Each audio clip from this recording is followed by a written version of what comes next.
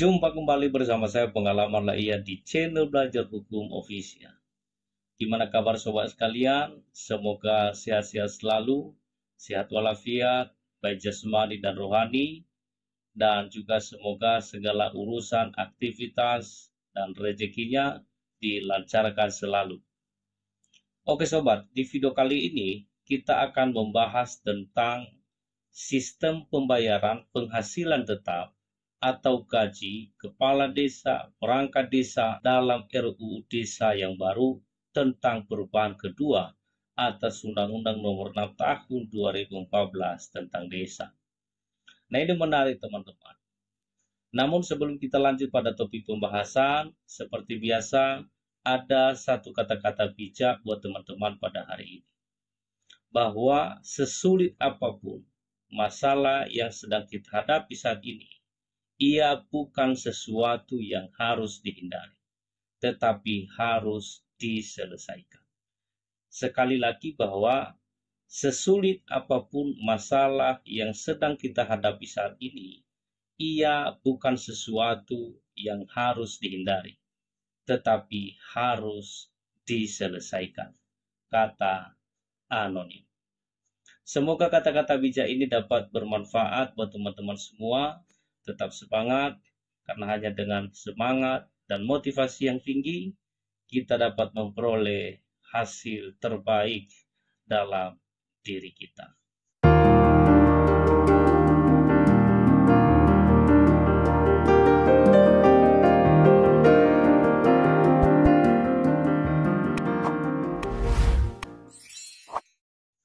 Penghasilan tetap kepala desa, sekretaris desa, dan perangkat desa lainnya, selama ini sistem pembayarannya itu melalui pemerintah daerah kabupaten atau kota yang dianggarkan dalam APB desa yang bersumber dari anggaran dana desa atau ADD. Nah, besaran penghasilan tetap kepala desa, sekretaris desa, dan perangkat desa lainnya itu ditetapkan oleh bupati atau wali kota. Dengan besarannya yaitu yang pertama biar saya bacakan kepada teman-teman. Penghasilan tetap kepala desa paling sedikit Rp2.046.640 setara 120% dari gaji pokok pegawai negeri sipil golongan ruang 2A. Yang kedua, penghasilan tetap sekretaris desa paling sedikit Rp2.224.420 setara 110% dari gaji pokok pegawai negeri sipil golongan ruang 2. Yang ketiga, penghasilan tetap perangkat desa lainnya paling sedikit Rp2.022.200 setara 100% dari gaji pokok pegawai negeri sipil golongan ruang 2. Nah, dalam hal anggaran dana desa atau ADD tidak mencukupi untuk mendanai penghasilan tetap kepala desa, sekretaris desa, dan perangkat desa lainnya dapat dipenuhi dari sumber lain dalam APB desa. Nah, sumber lain dalam APB desa yang dimaksud adalah yang 30% dari anggaran pendapatan dan belanja desa. Ya, seperti hasil dari pengelolaan tanah bengkok dan atau sebutan lainnya. Nah, kemudian 30% dari anggaran pendapatan dan belanja desa juga dapat dipergunakan untuk pembayaran tunjangan Badan Permusyawaratan Desa atau BPD. Nah, besaran tunjangan Badan Permusyawaratan Desa itu tergantung kemampuan keuangan daerah. Tentu berbeda-beda di setiap daerah. Nah, sistem pembayaran penghasilan tetap kepala desa, perangkat desa selama ini itu ditransfer dari pemerintah pusat ke rekening pemerintah daerah. Baru kemudian pemerintah daerah menyalurkan ke desa. Nah, ternyata sistem pembayaran melalui pemerintah daerah sering mengalami persoalan dalam hal keterlambatan pembayaran. Ada yang baru nerima gaji 3 bulan sekali, bahkan ada yang sampai 6 bulan sekali. Nah, keterlambatan pembayaran penghasilan tetap yang sering terjadi itu karena ada beberapa faktor. Mari kita dengarkan penjelasan berikut ini. Kemudian kalau untuk alokasi dana desa itu, terutama gaji kepala desa langsung disalurkan kepada ditransfer ke desa, kita sangat sependapat. Jadi tidak melalui lagi bupati, karena nanti kepentingan politiknya tinggi sekali. Ada yang terlambat sampai 3 bulan, 6 bulan, itu dikunci kan. Bahkan ada yang dipakai untuk kegiatan lain, seperti di daerah Maluku.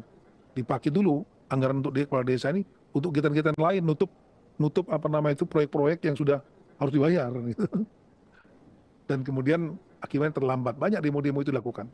Terima kasih Pak Menteri atas pandangan pemerintah terhadap rancangan undang-undang tentang perubahan kedua atas Undang-Undang Nomor 6 Tahun 2014. Ini kabar gembira nih, terutama bagi teman-teman kepala desa, khusus menyangkut mekanisme transfer dana desa. Jadi kita ada kesepahaman dengan pemerintah.